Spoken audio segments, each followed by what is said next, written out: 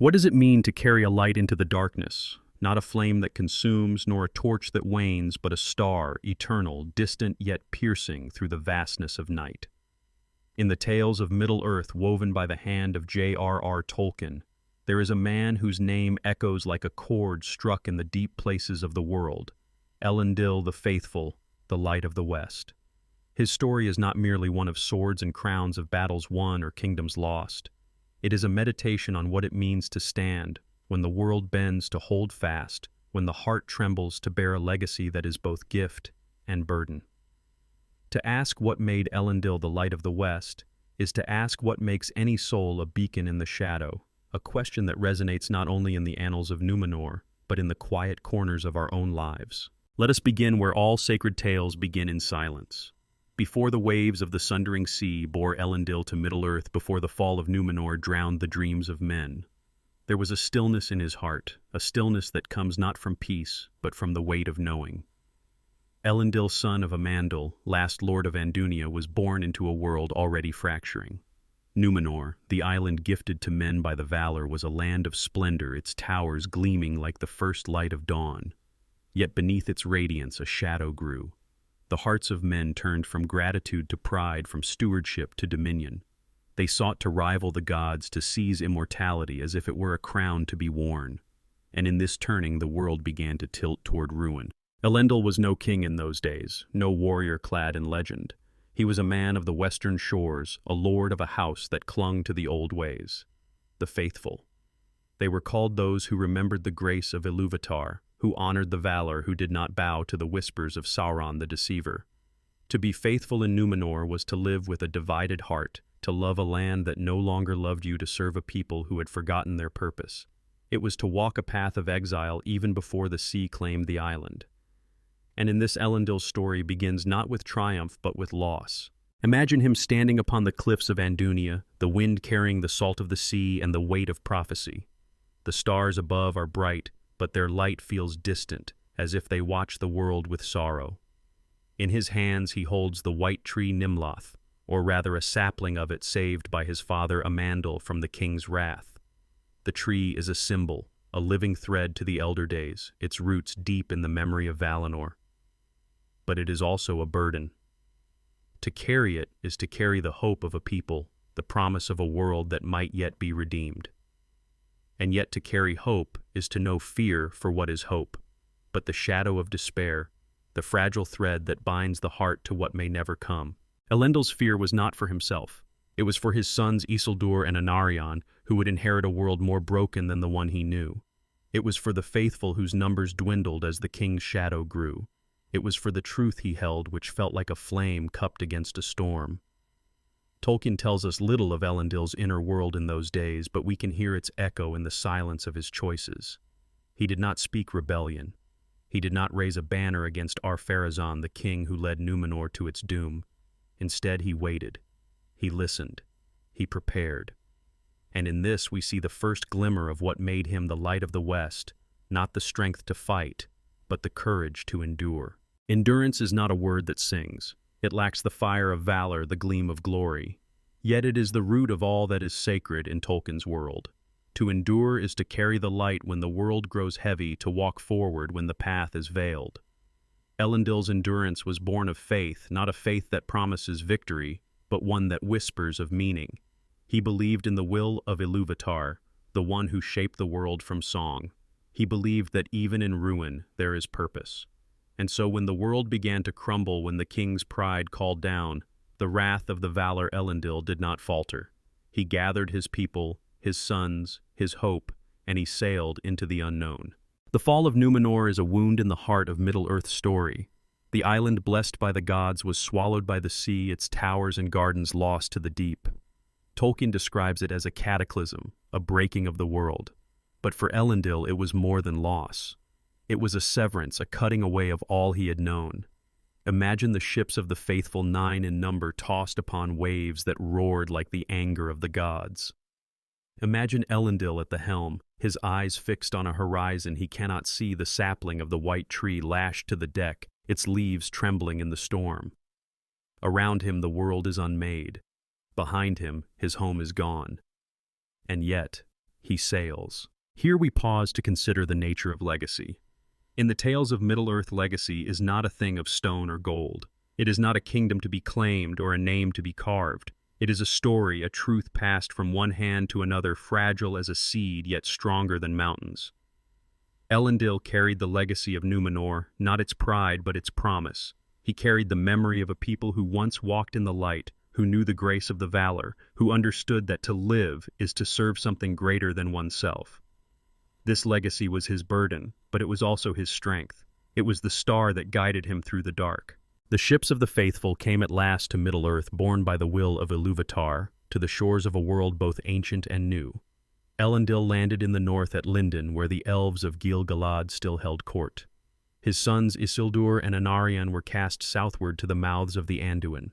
From these landings the realms of Gondor and Arnor would rise, but that is a tale for another hour.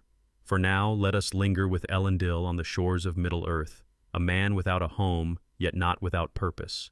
He plants the white tree in the soil of his new land, a silent act of defiance against despair. The tree takes root, and in its branches the light of the West endures. But what is this light? It is not the radiance of victory, nor the glow of certainty. It is the light of faithfulness, of holding true to what is good, even when the world offers no reward. Elendil's light was not his alone. It was kindled by his father Amandil, who sailed into the west to plead for mercy before the valor never to return. It was carried by his sons, who would build kingdoms in the shadow of Sauron's malice. It was shared by the faithful, who chose exile over surrender.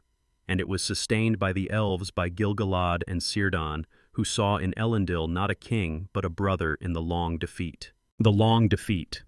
This is a phrase Tolkien used to describe the struggle against evil in Middle-earth, a struggle that cannot be won by force alone, for evil is not a thing to be slain, but a shadow to be resisted. Elendil understood this. He knew that Sauron, the enemy who had poisoned Númenor, was not merely a lord of war, but a temptation. To fight Sauron was to fight the desire for power, for control, for the illusion of permanence. And so Elendil's war was not only with the enemy without, but with the enemy within, the fear that whispers, "You are not enough. Your light will fail." Temptation is a thread that runs through all of Tolkien's tales. For Frodo, it is the ring. For Aragorn, it is the throne. For Elendil, it was the weight of his own legacy. To be the light of the West was to bear the expectation of a people, to be the hope of a world that had forgotten hope. It was to stand before Sauron not as a conqueror, but as a man frail and mortal yet unbroken. And in this we see the paradox of Tolkien's heroes. They are strong not because they are fearless, but because they fear and yet go on. Let us imagine Elendil in the years that followed, as he built the realm of Arnor, as he forged the last alliance with Gil-galad, as he prepared for the war that would define his age. Picture him in the quiet moments when the world is still and the stars burn above. He kneels before the white tree, its leaves silver in the moonlight, and he prays not for victory but for wisdom. He prays for his sons that they might carry the light he has borne. He prays for the world that it might remember what it has lost. And in his prayer there is no certainty, only hope, a hope that is not a wish, but a choice. Hope in Tolkien's world is not a passive thing. It is not the expectation of a happy ending. It is the decision to act, to endure, to carry the light even when the darkness grows. Elendil's hope was rooted in his faith, in his belief that the world is not abandoned, that the song of Isildur still weaves its melody through the ages. And so he rose each day to meet the burden of his calling, to be the light of the West, not because he was worthy, but because he was willing. As we close this first part of our journey, let us linger on the image of Elendil beneath the stars, the white tree at his side, the sea whispering in the distance. His story is not yet finished, nor is the question we have asked, what made him the light of the West? It is a question that will unfold through the ages, through the wars and silences, the triumphs and sorrows that lie ahead. For now we leave him here, a man of faith and fear of burden, and hope, his heart a star against the night. And so the tale continues, unbroken like a river seeking the sea. The stars still burn above the shores of Middle-earth, their light a silent hymn to the ages past and the ages yet to come. Elendil stands beneath them, his shadow long upon the earth, the white tree, a silvered silhouette at his side. The sea murmurs its voice, both memory and prophecy, carrying the echo of Númenor's fall and the promise of a world remade. Yet the world is not remade, not yet. The shadow of Sauron stirs in the east a darkness that is not merely the absence of light, but a hunger that devours it. And Elendil the faithful, the light of the west, must now turn his gaze toward a horizon veiled in storm. To ask what made him the light is to walk with him into this gathering dusk, to trace the threads of fear and faith that weave his story, to listen for the song that sings through his silence. The tale flows onward, unbroken like a river that knows no pause. Elendil is no longer the exile cast upon the shores of Middle-earth. He is a lord now, a founder of realms, his name a beacon to the scattered faithful who followed him from the ruin of Númenor. In the north he has raised the towers of Annúminas, the heart of Arnor, where the white tree grows in a courtyard of stone, its leaves catching the light of dawn. To the south his sons, Isildur and Anarion, build the cities of Gondor, Osgiliath, Minas, Anor, Minas, Ithil, twin pillars of hope in a land that trembles beneath the gaze of Mordor. Yet even as these kingdoms rise, the shadow grows. Sauron, the deceiver who poisoned Númenor, has not perished. He dwells now in Barad-dûr, his will of fire that bends the hearts of men and orcs alike. And Elendil knows that the peace of these early years is but a breath before the storm. What is it to know a darkness is coming? Not to fear it as a child fears the night, but to see it with the clarity of a man who has lost a world. Elendil's knowledge is not born of prophecy alone, though the lore of Númenor speaks of the enemy's return. It is born of memory of the pride that consumed his people, of the lies that turned their hearts from grace. Sauron is not merely a foe to be fought. He is a mirror reflecting the frailty of the human soul. To stand against him is to stand against the temptation to despair, to dominate, to forget the light that kindled the world. And so Elendil's first act as a lord is not to raise an army, but to listen to the land, to the elves, to the silence within himself. The elves are his allies, their wisdom a bridge to the elder days. Gil-galad, High King of the Noldor, rules in Lindon, his court a haven of song and memory. Círdan the shipwright guards the havens of Mithlond, his eyes ever turned to the west. These are not merely lords, but bearers of a grief older than the mountains. They have seen the Silmarils lost, the trees of Valinor, darkened the world, broken and remade. Their alliance with Elendil is not a pact of convenience, but a recognition of shared purpose. They see in him not a king of men, but a soul who understands the long defeat, the truth that evil cannot be vanquished forever, yet must be resisted always. Together, they forge a bond that will become the last alliance, but that is a tale yet to unfold. For now, Elendil learns from them the art of patience, the strength that lies in waiting. Patience is a quiet virtue often mistaken for weakness. In the tales of Middle-earth, it is the root of endurance, the stillness that holds fast against the storm. Elendil's patience is not inaction. It is the choice to build, to plant, to prepare. He walks the fields of Arnor, his hands calloused from labor, his heart heavy with the weight of what is to come. He speaks with his people, the faithful, and the newcomers who join them, men of Middle-earth who know little of Númenor's glory or its fall. He tells them stories not of conquest, but of stewardship of the white tree and the light it carries. And in these stories he weaves a truth that to be a people is not to claim a land, but to serve it, to guard it for those who will follow. Yet even as he builds, Elendil carries a burden that no story can lighten. It is the burden of legacy, not merely the legacy of Númenor, but the legacy of his own choices.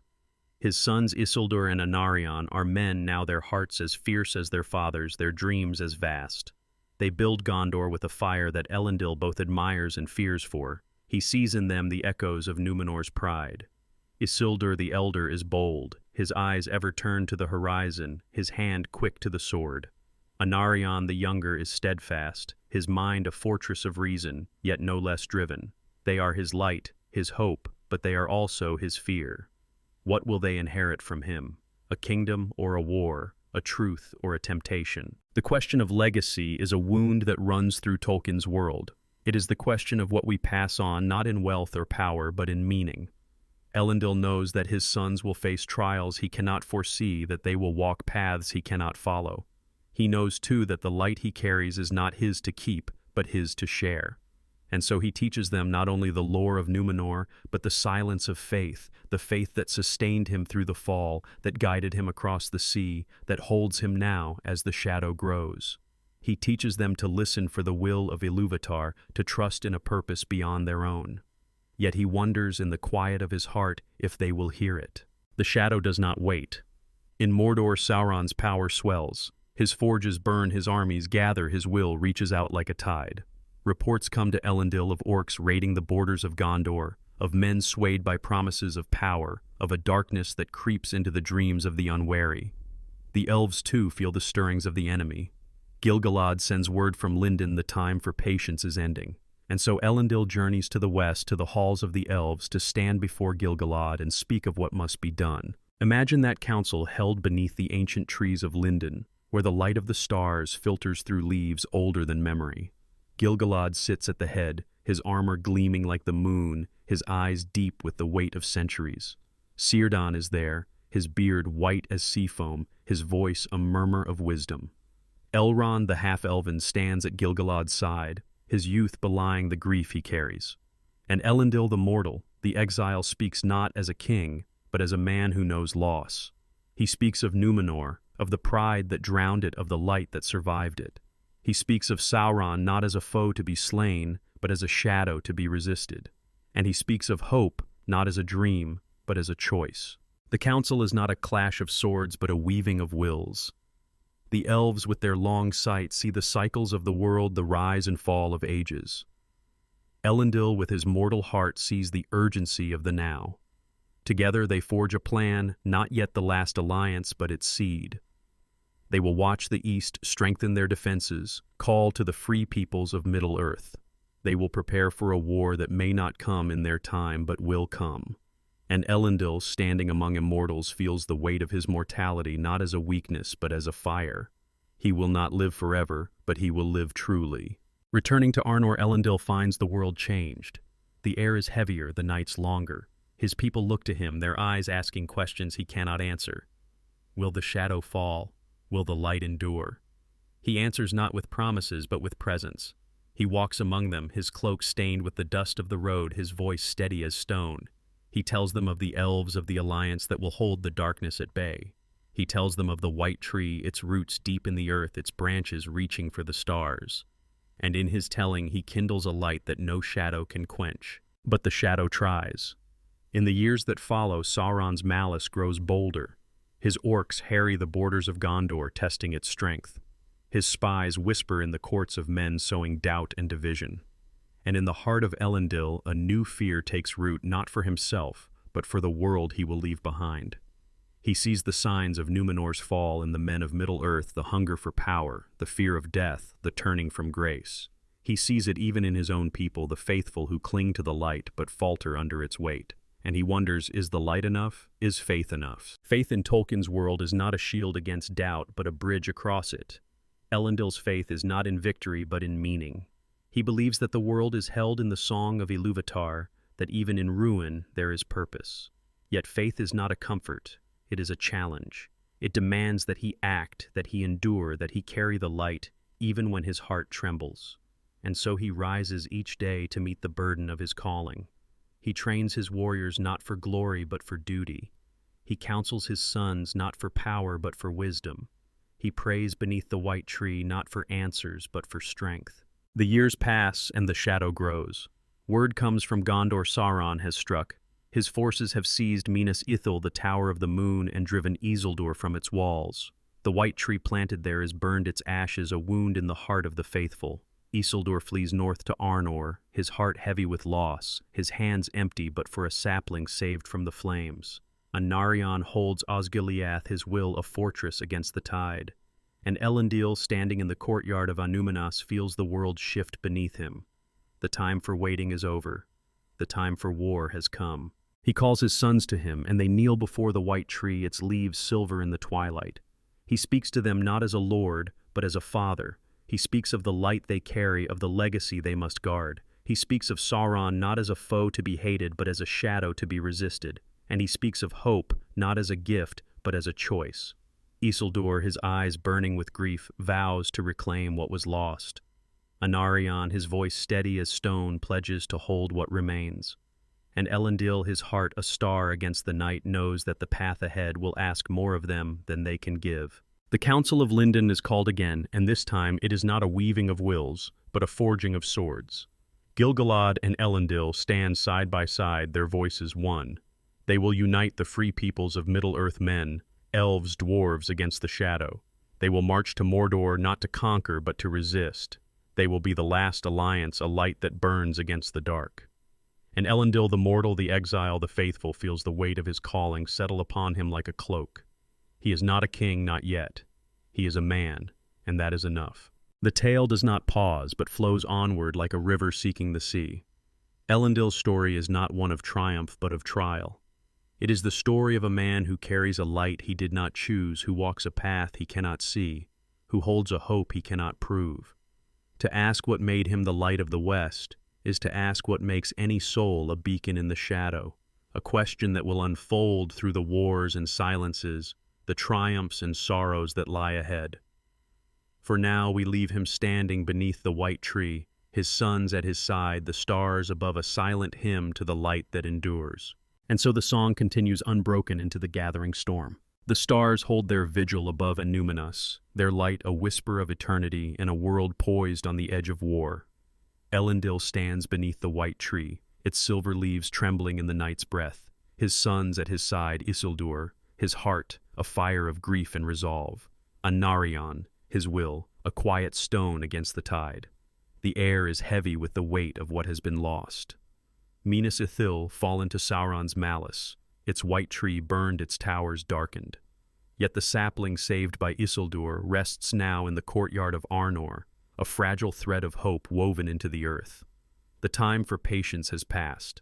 The last alliance is born, a union of elves and men of Gil-galad's ancient wisdom and Elendil's mortal fire.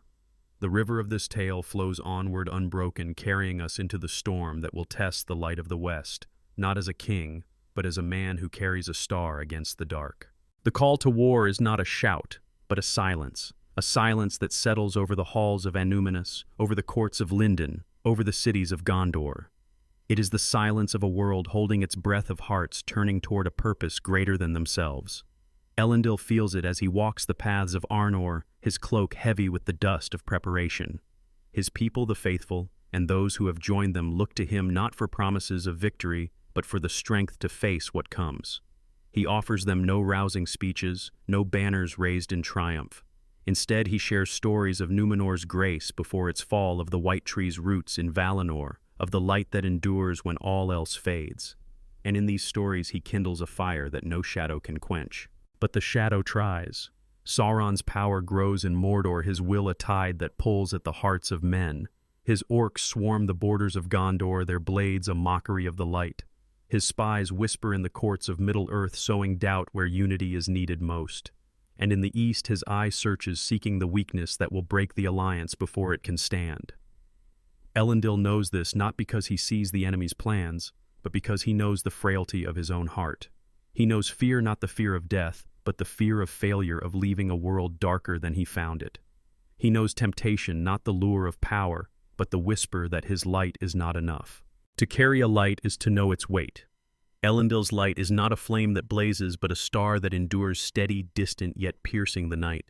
It is the light of faith, of hope, of a legacy that binds him to the past and the future. Yet it is also a burden, one that grows heavier as the war draws near. He sees it in the eyes of his sons Isildur, whose grief for Minas Ithil burns like a wound, whose hand grips his sword as if it could reclaim what was lost. Anarion, whose silence hides a heart that bears the weight of Osgiliath's defense. They are his strength, but they are also his fear. What will they carry when he is gone? A kingdom or a shadow, a truth or a trial? The forging of the last alliance is a labor of years, not days. Elendil journeys to Lindon, where Gil-galad gathers the elves Noldor and Sindar, their armor gleaming like the stars, their songs a memory of the elder days. He travels to Rivendell, where Elrond the half-elven weaves wisdom into the councils of war. He sends word to the dwarves of Khazad-dûm, whose axes will stand beside the spears of men and elves. And he calls to the men of Middle-earth tribes and chieftains, farmers and wanderers, those who know little of Númenor but feel the shadow's chill. The Alliance is not a host of heroes, but a gathering of souls who choose to stand, who choose to carry the light, though the dark offers no reward. Imagine the councils of war held in the halls of Lindon, where the air is thick with the scent of ancient wood and the weight of history. Gil-galad speaks of the Silmarils of wars fought before the sun was kindled, of a long defeat that has never broken the elves' resolve. Elrond speaks of foresight of paths unseen, of a world that must be guarded for ages yet unborn. Círdan speaks of the sea of the west that waits beyond the waves, of a hope that lies beyond victory. And Elendil the Mortal speaks of Númenor, not its towers but its heart, not its pride but its fall. He speaks of the faithful who carried the light through exile, who planted the white tree in a new land. He speaks of his sons who will bear the war's weight when he cannot. And in his voice there is no certainty, only choice. Choice is the heartbeat of Tolkien's world. It is the moment when Frodo takes the ring, when Aragorn claims his throne, when Elendil stands before the Alliance and pledges his life to the light. Choice is not the absence of fear, but the answer to it. Elendil's choice is to lead not because he is strong, but because he is called. He is no warrior born to glory, no king crowned by fate. He is a man frail and mortal whose heart trembles under the weight of his task. Yet he chooses to go on to carry the star that burns within him, to be the light of the West, though the world offers no promise of dawn. The Alliance marches a river of steel and song flowing east. Elendil rides at its head beside Gil-galad, their banners silver and gold star, and tree united against the dark. Behind them come the elves, their eyes deep with the memory of ages, their spears a forest of light. The men of Arnor and Gondor follow their hearts, a mix of hope and fear, their hands steady on their swords. The dwarves of Khazad-dûm march with them, their armor ringing like the deep places of the earth. And scattered among them are the free peoples of Middle-earth, their names unrecorded, but their courage a thread in the tapestry of this war. The host is vast, yet it is not its numbers that make it strong. It is its unity, its shared choice to resist the shadow, to carry the light, though the night is long. The road to Mordor is not a path of triumph. It is a journey through lands scarred by Sauron's malice fields, withered rivers, poisoned skies choked with ash. The Alliance fights as it marches, driving back orcs that harry their flanks, breaking camps that bar their way. Each battle is a test not of strength but of resolve. Elendil fights beside his sons, his sword, Narsil a flame in his hand, its edge a promise of the light. Yet he fights not for glory, but for meaning. Each swing of his blade is a prayer, each step a vow to the world he will leave behind. The war is not a single clash, but a tide that ebbs and flows. The Alliance reaches the plains of Dagorlad before the Black Gate of Mordor, where Sauron's armies wait, a host of orcs and trolls of men swayed by fear or greed, of shadows that defy name. The Battle of Dagorlad is a wound in the heart of Middle-earth, a clash that shakes the earth and darkens the sky. Elendil stands at the center, Gil-galad at his side, their voices a beacon to their people. The elves sing as they fight, their voices a defiance of despair. The men of Arnor and Gondor hold their ground, their shields a wall against the tide. The dwarves hew through the enemy, their axes a thunder in the dark.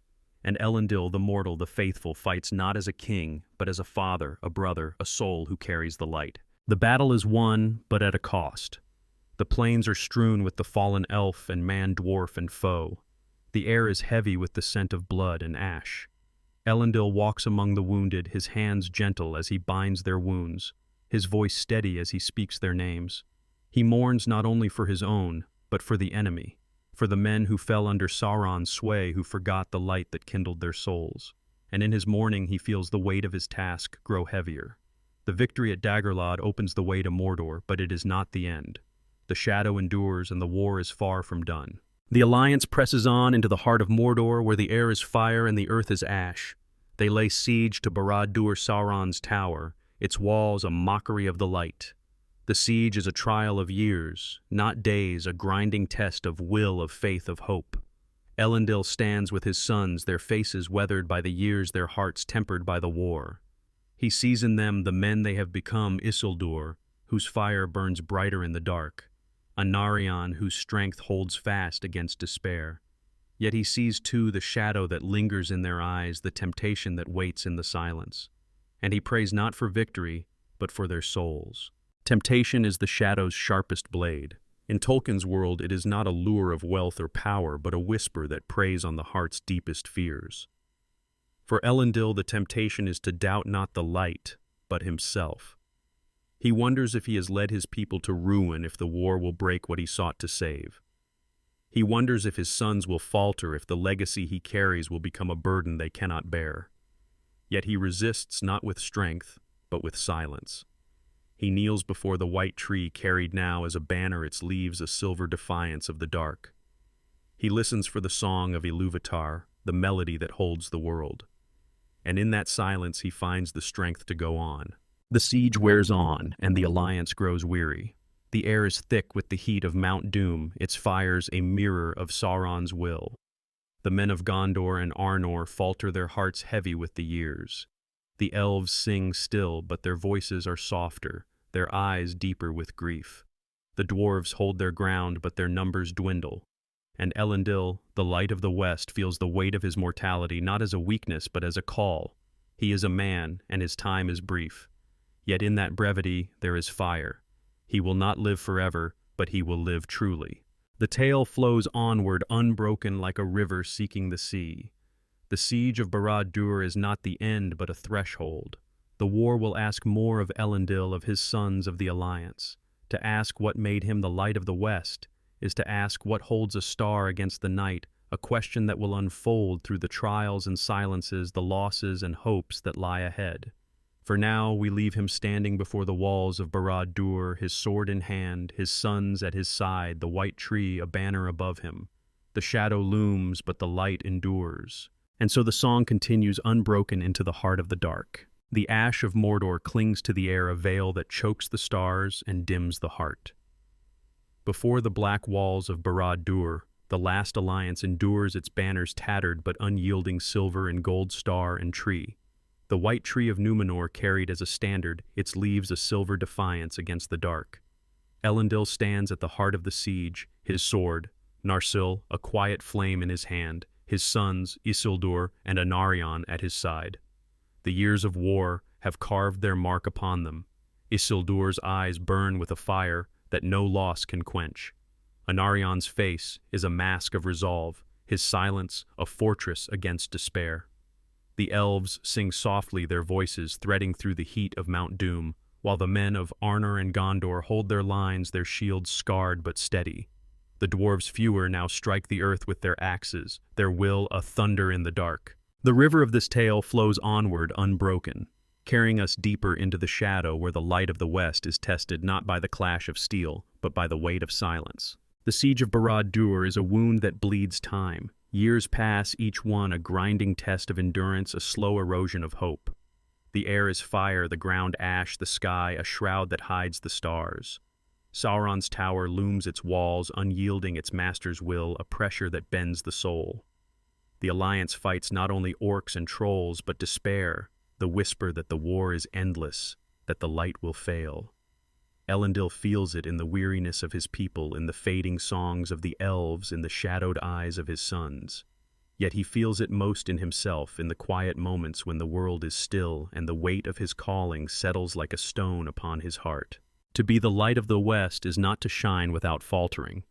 It is to carry a star through a night that offers no dawn, to hold a truth that the world denies. Elendil's light is not his own. It is the light of Númenor's grace of the faithful who sailed through the fall of the white tree that grows in Annúminas, and Osgiliath, its roots deep in the memory of Valinor. Yet it is also a burden, one that grows heavier with each year of the siege. He sees the cost in the faces of his men who have grown old in the shadow of Barad-dûr, their youth spent in a war that asks everything and promises nothing. He sees it in the elves whose immortality is no shield against grief, whose songs carry the weight of ages lost. And he sees it in his sons who bear the war's scars in their hearts as well as their bodies. Isildur fights with a fury that borders on desperation, his sword ablaze against the dark. The loss of Minas Ithil haunts him, its burned white tree, a wound that will not heal. He speaks little, but his eyes tell a story of rage and resolve, of a man who would defy the shadow, though it cost him all. And Narion is quieter, his strength a steady flame that holds the lines of Gondor. He commands Osgiliath's defense from afar, his letters to Elendil steady but sparse, each word a tether to the hope they share. Yet Elendil sees the shadow that lingers in their silences, the temptation that waits in the dark. He fears not for their courage, but for their hearts, whether they will carry the light as a beacon or wield it as a weapon. Temptation is Sauron's subtlest blade. In Tolkien's world, it is not a lure of gold or glory, but a whisper that preys on the soul's deepest fears. For Elendil, the temptation is to cling to control, to believe that he can shield his sons, his people, his legacy from the shadow's reach. It is the temptation to see the war as a thing to be won rather than a shadow to be resisted. He knows Sauron's power not because he has faced him, but because he has seen it in Númenor's fall, in the pride that drowned a nation, in the lies that turned men from grace. He knows that to fight Sauron is to fight the darkness within, the fear that whispers, "You are not enough. Your light will fail." Yet Elendil resists, not with strength, but with silence. Each night he kneels before the white tree's banner, its leaves catching the faint light of a fire that burns nearby. He prays not for victory, but for wisdom, not for power, but for faith. His faith is not a shield against doubt, but a bridge across it. He believes in the will of Isildur, the one who shaped the world from song. He believes that even in ruin there is purpose, and so he rises each day to meet the siege, to lead his people to carry the light, though the world grows heavy. The siege is not a single battle, but a war of moments, skirmishes at the gates, raids in the ash-choked fields, assaults that test the alliance's resolve. Elendil fights beside Gil-galad, their friendship a light that holds the dark at bay. Gil-galad, High King of the Noldor, is a figure of grace and grief, his eyes deep with the memory of the Silmarils, his voice a song that strengthens the heart. They speak little of the war in their quiet moments, but of the world they guard, of the stars that burn above, of the sea that waits beyond, of the hope that lies in the choices of the small. Their bond is not one of strategy, but of shared silence, of a long defeat that they have chosen to fight. Elrond, too, is a presence in the siege, his wisdom a thread that weaves the alliance together. He is young by the measure of elves, yet his eyes carry the weight of loss, of Cirion, of Eregion, of a brother who chose mortality. He counsels Elendil not with foresight, but with clarity, reminding him that the war is not for themselves, but for those who will follow. Círdan, though he remains in the west, sends ships with supplies, his messages a reminder of the havens that wait, of a west that endures beyond the shadow. And the dwarves of Khazad-dûm, though their numbers dwindle, fight with a ferocity that shakes the earth, their loyalty a stone that no fire can break. Yet the years grind on, and the alliance weakens. The men of Arnor and Gondor grow weary, their numbers thinned by battle and time. The elves sing softer, their voices heavy with the cost of immortality. The dwarves hold their ground, but their axes fall slower, their eyes darker with loss. And Elendil, the Light of the West, feels the weight of his mortality not as a weakness, but as a fire. He is a man, and his time is brief. Yet in that brevity there is urgency, a call to live truly, to carry the light though the night is long. The turning comes not as a victory, but as a loss. Anarion, holding the lines at Osgiliath, falls to a stone cast from Barad-dûr's walls. The news reaches Elendil like a blade cutting through the ash and fire of the siege. His sun, his steady flame is gone, his body broken, his light carried now only in memory. The alliance mourns, but Elendil's grief is a silence deeper than words.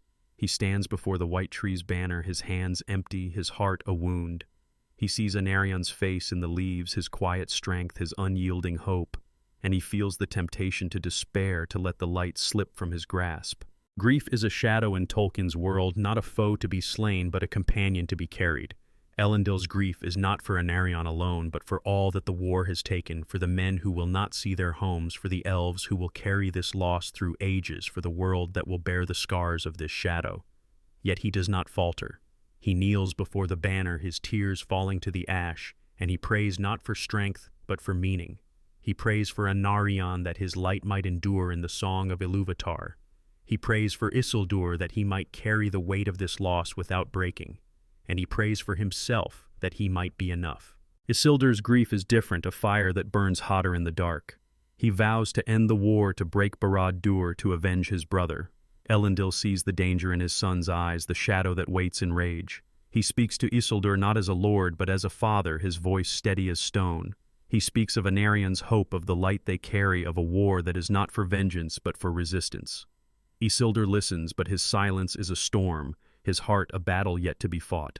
And Elendil, carrying his own grief, knows that the war will ask more of them than they can give. The siege reaches its climax not in a clash but in a moment. Sauron, pressed by the Alliance's unyielding will, takes the field himself. His presence is a darkness that bends the air, a fire that consumes hope. The Alliance falters its lines, wavering under the weight of his malice.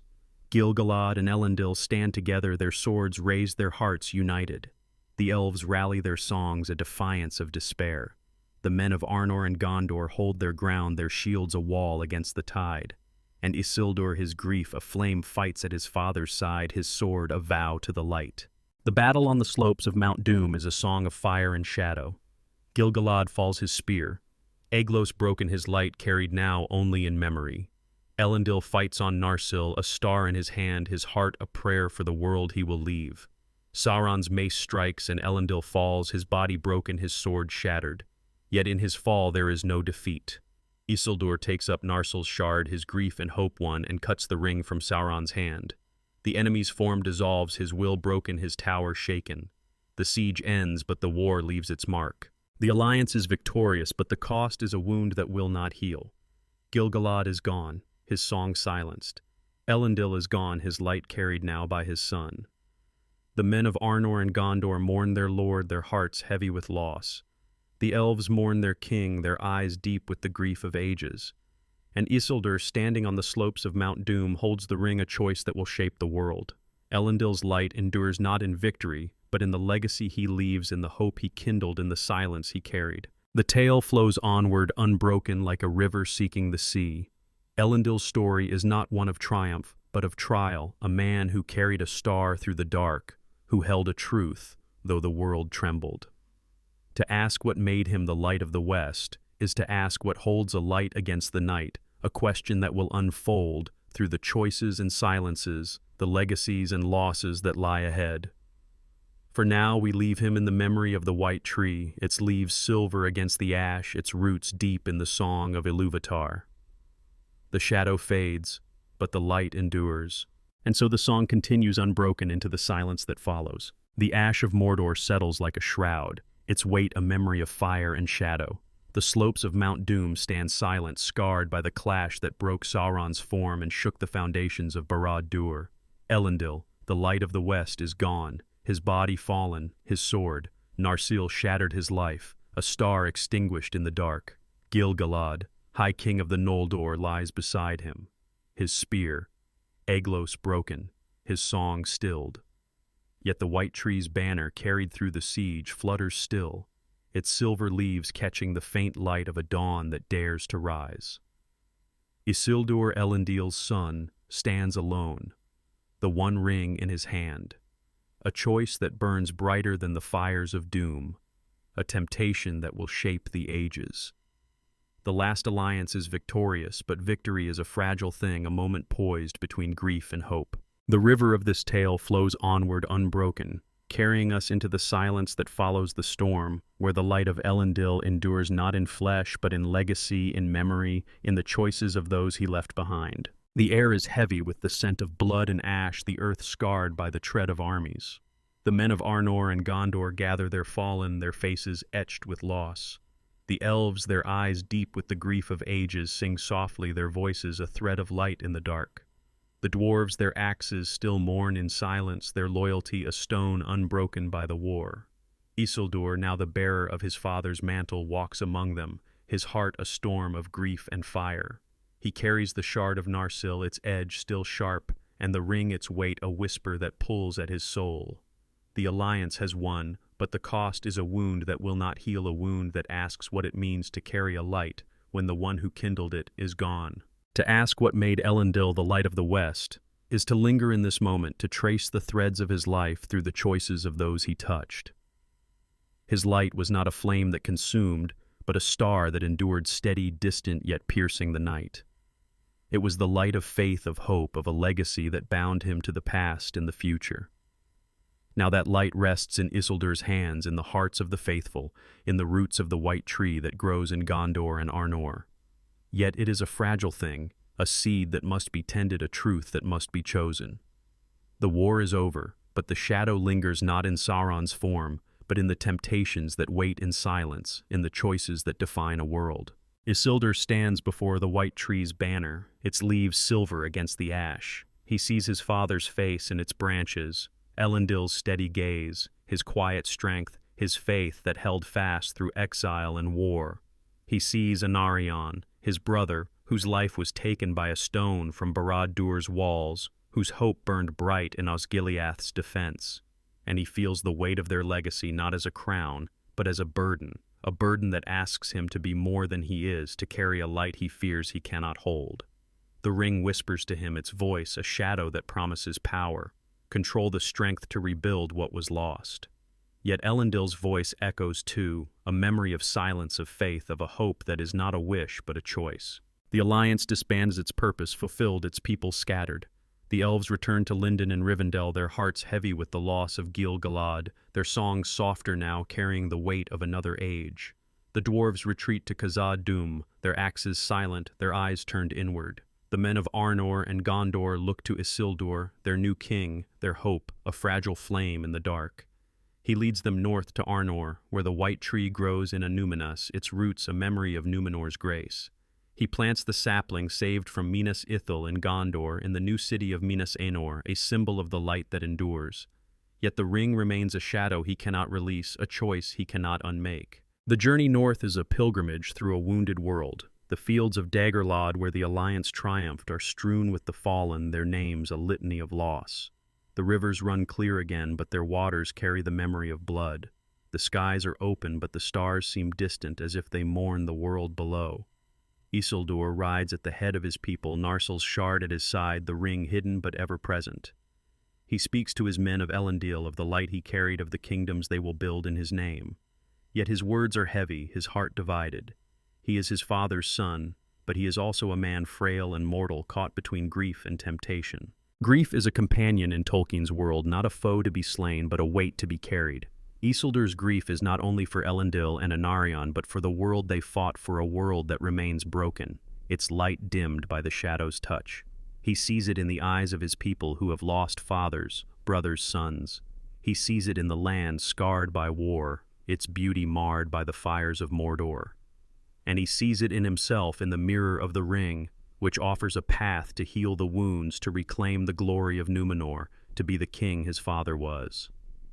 Yet Elendil's light was not born of power, but of faith, a faith that Isildur struggles to hold, a silence he cannot hear. The temptation of the ring is the shadow's last blade. In Tolkien's tales, temptation is not a lure of wealth or glory, but a whisper that preys on the heart's deepest fears. For Isildur, it is the fear of failure, of being less than his father, of leaving a world darker than he found it. The ring promises strength, but it is a lie that Elendil resisted, that Anarion died, resisting, that Isildur must now face. He knows the ring's power, for he saw it break Sauron's form. He knows its danger, for Elrond and Círdan, who stood with him on Mount Doom, urged him to cast it into the fire. Yet he cannot let it go. It is his trophy, his proof of victory, his hope against the dark. And in that choice, the light of Elendil trembles. The years that follow are a fragile peace. Isildur rules as High King of Arnor and Gondor, his throne a seat of duty, not dominion. He rebuilds the cities of his fathers, strengthens the borders, plants the white tree in Minas Anor, where it grows as a symbol of hope. He honors Elendil's memory, naming the northern realm Arnor in his honor, raising towers that echo the grace of Númenor. Yet the ring is ever with him, a weight that grows heavier with time. His heart is divided, torn between the light he inherited and the shadow he carries. And in that division, the legacy of Elendil is tested not in war, but in the quiet moments, in the choices that shape a soul. The faithful. Those who followed Elendil from Númenor remain a light in the dark. They tend the white tree, tell the stories of the elder days, keep the faith that sustained them through exile. They look to Isildur not as a king, but as a brother, a son of the light. Yet they see the shadow in his eyes, the silence that grows where his father's voice once was. They do not judge, for they know the weight of loss, the frailty of hope. They pray for him as Elendil prayed, not for strength, but for wisdom, for the courage to choose the light, though the dark offers no reward. The elves, too, watch from afar. Elrond in Rivendell Círdan in the Grey Havens, their hearts heavy with the loss of Gil-galad, their eyes turn to the west. They see in Isildur the echo of Elendil's light, but also the shadow of Númenor's fall.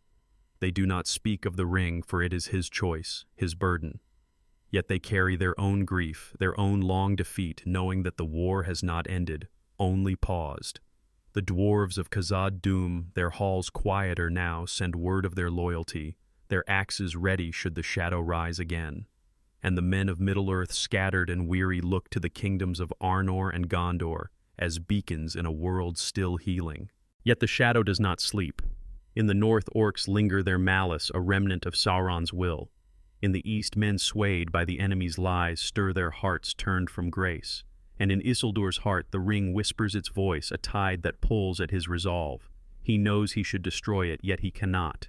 It is his father's victory, his brother's vengeance, his proof that the light prevailed. To cast it away is to admit that the war was not won, that the light is not enough. And so he keeps it a choice that will echo through the ages, a wound that will not heal. The tale turns now to a moment of fate. Isildur, called north to Arnor, journeys with his men through the fields of Gladden. The air is clear, the stars bright, the world deceptively at peace. Yet the orcs, driven by a malice older than themselves, ambush the king's party. The battle is swift and brutal, a clash of steel and shadow. Isildur fights Narsil's shard in his hand, his heart a fire that burns for his people, his sons, his father's light. Yet the ring betrays him, slipping from his finger, its weight too heavy to bear. He falls, his body claimed by the river, his light carried now only in memory. The news of Isildur's death reaches Gondor and Arnor like a stone cast into still water. The faithful mourn, their hearts heavy with the loss of Elendil's heir. The white tree in Minas Anor stands silent, its leaves trembling in the wind. The elves in their havens sing of Isildur's choice of the light he carried and the shadow he could not release. And the ring, lost in the river's depths, waits a shadow that will rise again, a temptation that will test another age. Yet Elendil's light endures not in victory, but in legacy, in the white tree, in the faithful, in the hope that burns though the night is long. To ask what made Elendil the Light of the West is to see his light in Isildur's fall, in the choices that broke and bound him. It is to see it in the white tree, its roots deep in the song of Ilúvatar, its branches reaching for the stars. It is to see it in the faithful who carry the light though the world trembles. The war is over, but the long defeat continues, a struggle not for triumph, but for meaning, for the courage to choose the light though the shadow endures. The tale flows onward unbroken like a river seeking the sea, carrying us into the ages that follow, where Elendil's light will burn in new hands, new hearts, new silences. And so the song continues unbroken into the dawn that waits beyond the dark. The stars burn softly above the fields of Gladden, their light a distant hymn to a world scarred by war and loss. The river Anduin flows its waters, carrying the memory of Isildur's fall. The ring lost in its depths, a shadow waiting to rise. The white tree stands in Minas Anor, its silver leaves trembling in the wind, a silent testament to the light that endures. Elendil, the Light of the West, is gone, his body broken on the slopes of Mount Doom, his sword, Narsil, shattered. His son Anarion lies fallen, his hope a flame extinguished by Barad-dûr's stone. Isildur, the last of his line to carry the weight of that war, is lost to the river, his choice to keep the ring a wound that will echo through the ages. Yet the light of Elendil does not fade. It lives in the roots of the white tree, in the hearts of the faithful, in the kingdoms of Arnor and Gondor that rise from the ashes of war.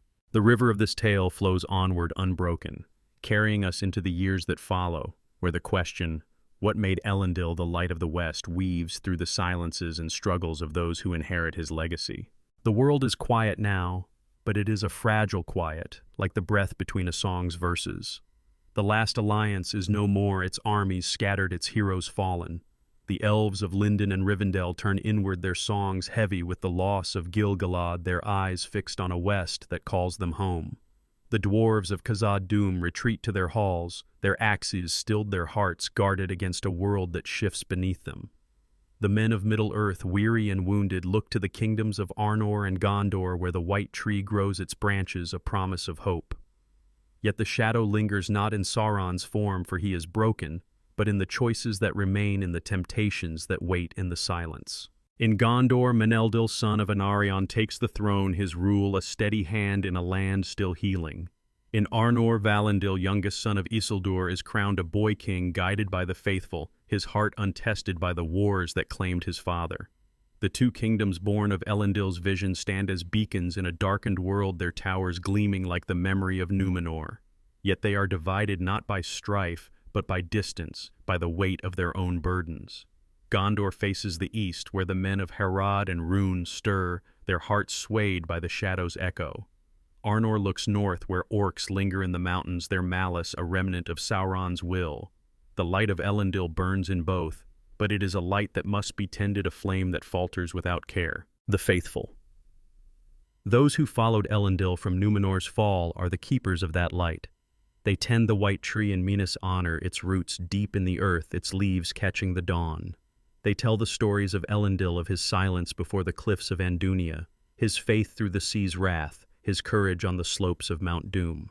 They speak of Anarion, whose hope held Osgiliath against the tide, and of Isildur, whose choice to keep the ring was a tragedy, not a betrayal. These stories are not mere tales, but a liturgy, a weaving of truth that binds the faithful to their purpose. They are the stewards of Elendil's legacy, not in power, but in meaning, a legacy that asks them to carry the light, though the world trembles. Yet the world does tremble. The peace won by the last alliance is a fragile thing, a moment poised between memory and shadow. In Gondor, Elendil builds his hands, shaping a kingdom that will stand as a bulwark against the east. He strengthens the walls of Minas Anor, deepens the roots of the white tree, calls to the men of Middle-earth to join his banner. His rule is steady, but it is not Elendil's. He lacks the silence that held his father's heart, the faith that saw beyond victory. He is a king, not a light, and his people feel the difference. They honor him, but they remember Elendil, whose name is a star in their songs. In Arnor, Valinor is too young to rule his throne, guided by the faithful, by lords who knew Elendil's heart. They raise him in the shadow of Anúminas, where the white tree grows its branches, a mirror of the stars. They teach him the lore of Númenor, the grace of Ilúvatar, the long defeat that is the struggle against evil. Yet Valinor is a child of peace, not war, his heart unscarred by the fires of Mordor. He listens to the stories of his father, his grandfather, his uncle, but they are distant, like the stars above. The light of Elendil burns in him, but it is a light untested, a seed that waits for rain. The years pass and the kingdoms grow. Gondor rises in splendor, its cities. Minas Anor, Osgiliath. Minas Ithil rebuilt, a testament to the hope that survived the war. Arnor spreads across the north, its towers gleaming in the mist. Its people a blend of Númenorian exiles and men of Middle-earth. The white tree flourishes in both its silver leaves, a symbol of continuity, of a light that endures beyond the lives of men. Yet the shadow stirs subtle and slow. In the east, men whisper of power, of a strength that could rival the gods. In the north, orcs raid from the mountains, their numbers small but their malice deep. And in the hearts of men, the memory of Númenor's pride lingers, a temptation that waits in the silence. Temptation is the shadow's oldest weapon, a whisper that preys not on weakness, but on desire. In Tolkien's world, it is not a lure of gold or glory, but a call to control, to defy the frailty of mortality. For the men of Gondor and Arnor, it is the temptation to see their kingdoms as ends, not means to build towers that rival Númenor's, to seek power that defies death. They are the heirs of Elendil, but they are also the heirs of Númenor's fall, their hearts divided between grace and pride. The faithful resist their faith, a silence that holds fast against the whisper. Yet not all are faithful, and the shadow finds its foothold in the hearts that turn from light. The elves watch from afar, their wisdom a bridge to the elder days. Elrond and Rivendell Círdan in the Grey Havens, their hearts heavy with the loss of Gil-galad, their eyes turned to the west. They see the kingdoms of men rise, but they see too the echo of Númenor's fall, the pride that builds towers, the fear that seeks power. They do not intervene, for the choices of men are their own, but they mourn their songs, a memory of a world that might have been. The dwarves in their halls grow distant, their loyalty to the alliance a thing of memory, their hearts turn to the deep places of the earth. And the men of Middle-earth, scattered and divided, look to Gondor and Arnor with hope and envy, their hearts a battleground of light and shadow. The light of Elendil endures, but it is a light that must be chosen. In Gondor, the white tree is tended by the faithful, its leaves a reminder of the grace that birthed it. In Arnor, the tree stands in Anúminas, its roots a tether to the past, its branches a hope for the future. The faithful tell the stories, sing the songs, keep the faith that Elendil carried through exile and war. Yet the world changes and the light grows dim in the hearts that forget. The men of Gondor build, but they build for glory, not stewardship. The men of Arnor rule, but they rule for power, not service. And the shadow, though broken, waits a seed that will grow in the silence. The tale turns now to the stewards of Elendil's light, not in kings, but in the small, the quiet, the faithful who carry his legacy through the years. They are not heroes clad in legend, but men and women who tend the tree, who tell the stories, who pray in the silence. They are the ones who remember Elendil's faith, not as a promise of victory, but as a choice to endure. They see the pride that creeps into Gondor, the division that weakens Arnor, and they grieve, but they do not despair. They carry the light, not because they are strong, but because they are willing, their hearts a star against the night. Yet the shadow grows slow and subtle. In Gondor, the line of Anarion holds, but the kings grow distant from the faithful, their eyes turn to the east, their hearts to power. In Arnor, the line of Isildur falters, the kingdom fracturing into petty realms, its light scattered like stars in a storm. The white tree endures, but its leaves grow fewer, its roots strained by a world that forgets. The faithful remain, but their numbers dwindle, their voices softer in a world that listens to power. And the ring lost in the Anduin waits a shadow that will rise when the world is unready. The years become centuries, and the kingdoms of men drift apart. Gondor stands strong, its towers a bulwark against the east, but its heart turns inward, its kings seeking glory over grace. Arnor fades, its realms divided, its light a flicker in the north. The faithful carry on their stories, a thread that binds the past to the future, their faith a silence that holds fast against despair. They speak of Elendil, of the light he carried, of the hope that burned through the dark. They speak of Isildur not as a king who fell, but as a man who chose, whose choice was a tragedy, not a betrayal. And they pray not for victory, but for meaning, for a world that remembers the light. The elves in their havens see the drift of men, and their hearts grow heavy. Elrond keeps the shard of Narsil in Rivendell, a relic of Elendil's light, a promise of a hope yet to come. Círdan watches the sea, his ships ready to carry the elves to the west, his heart tied to the men who remain. The dwarves in their halls grow silent, their loyalty a memory, their eyes turn to the deep. And the men of Middle-earth, scattered and weary, forget the alliance, forget the light, their hearts a battleground of hope and fear. Yet the light of Elendil endures not in towers or crowns, but in the small, the quiet, the faithful who carry his legacy through the ages. They are the ones who tend the white tree, who tell the stories, who hold the faith that sustained Númenor through its fall. They are the ones who see the shadows return not in armies, but in the hearts that turn from grace.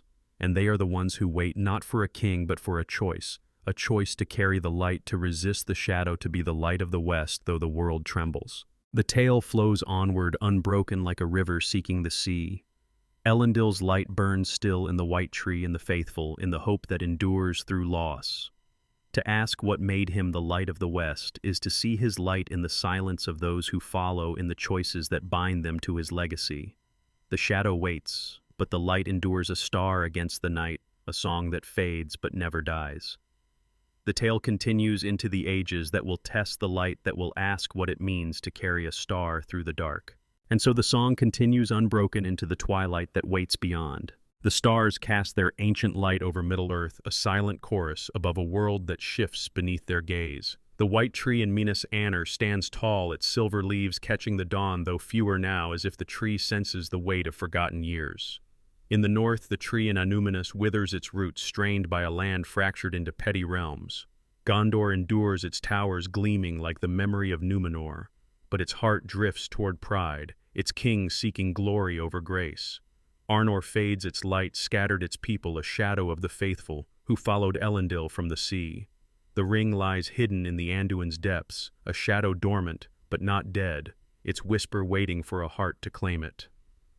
The river of this tale flows onward unbroken, carrying us through the centuries, where the light of Elendil, the light of the West, burns in the silences of those who keep his faith in the choices that hold fast against the dark. The world is not as it was. The victory of the last alliance won by Elendil's sacrifice, Gil-galad's fall, and Isildur's fateful choice is a distant song, its notes faded in the hearts of men. Gondor stands as a bulwark in the south, its cities, Minas Anor, Osgiliath, Minas Ithil, rebuilt a testament to the hope that survived Mordor's fire. Yet the line of Anarion, though strong, grows distant from the faithful. Their eyes turn to the east, where men of Harad and Rhûn stir, their hearts swayed by whispers of power. In Arnor, the line of Isildur falters, the kingdom splintered into Arthedain Cardolan, and Rudor, their lords, quarreling over shadows while the light dims. The faithful, those who carry Elendil's legacy, are fewer now, their voices soft in a world that listens to steel and stone. The faithful are the keepers of the light, not in crowns or thrones, but in stories, in silence, in the tending of the white tree. They gather in the courtyards of Minas Anor, where the tree's leaves shimmer like stars, and in the hidden places of Arnor, where the memory of a Númenor lingers. They speak of Elendil not as a king, but as a man who stood before the cliffs of Andunia, who sailed through Númenor's fall, who carried a star to Mount Doom. They speak of his faith not as a promise of victory, but as a choice to endure, to hold the light, though the world trembled. They speak of Isildur not with judgment, but with grief for his choice to keep. The ring was a wound, not a betrayal, and they pray not for power, but for wisdom, for the courage to carry the light through the long defeat. The long defeat is the heart of Tolkien's world, a truth that Elendil understood, a struggle not for triumph, but for meaning, for the resistance of shadow, though it cannot be slain. The faithful live this truth, their lives a quiet defiance of despair. They are not heroes clad in legend, but men and women who tend the tree, who teach their children the songs of Númenor, who kneel in the silence of faith. They see the pride that creeps into Gondor, the division that tears Arnor, and they grieve, but they do not falter. They carry the light not because they are strong, but because they are willing, their hearts a star against the night. Yet the night grows deeper. In Gondor, the kings build towers to rival Númenor's, their hearts turn to dominion, their eyes blind to the grace that birthed their realm. They honor the white tree, but as a symbol of their own glory, not as a memory of Valinor. The faithful counsel them, their voices soft but steady, urging stewardship over pride, service over power. Some listen, but most do not. Their hearts swayed by the temptation to defy mortality, to claim a legacy that outshines the stars. In Arnor, the kingdoms fracture further, their lords consumed by petty wars, their people forgetting the light that Elendil kindled.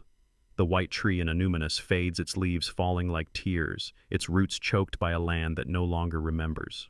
Temptation is the shadow's subtlest blade, a whisper that preys on the heart's deepest fears. In Tolkien's tales, it is not a lure of wealth or glory, but a call to control, to seize what is fleeting, to deny the frailty of man. For the men of Gondor, it is the temptation to see their kingdom as an end, not a means to build a legacy of stone, not spirit. For the lords of Arnor, it is the temptation to cling to power, to divide what should be whole, to forget the unity that bound the last alliance. The faithful resist their faith, a silence that holds fast against the whisper, but they are few, and the world drifts further from the light. The elves in their havens see the drift of men, and their hearts grow heavy. Elrond in Rivendell keeps the shard of Narsil, its broken edge a relic of Elendil's light, a promise of a hope yet to come. He watches Gondor and Arnor, his wisdom, a bridge to the elder days, his grief, a memory of Númenor's fall. Círdan in the Grey Havens builds ships for the west, his eyes turned to the sea, his heart tied to the men who remain. They do not intervene, for the choices of men are their own, but they mourn their songs, a lament for a world that forgets. The dwarves in Khazad-dûm grow silent, their halls darkened by their own trials, their loyalty to the alliance a fading memory.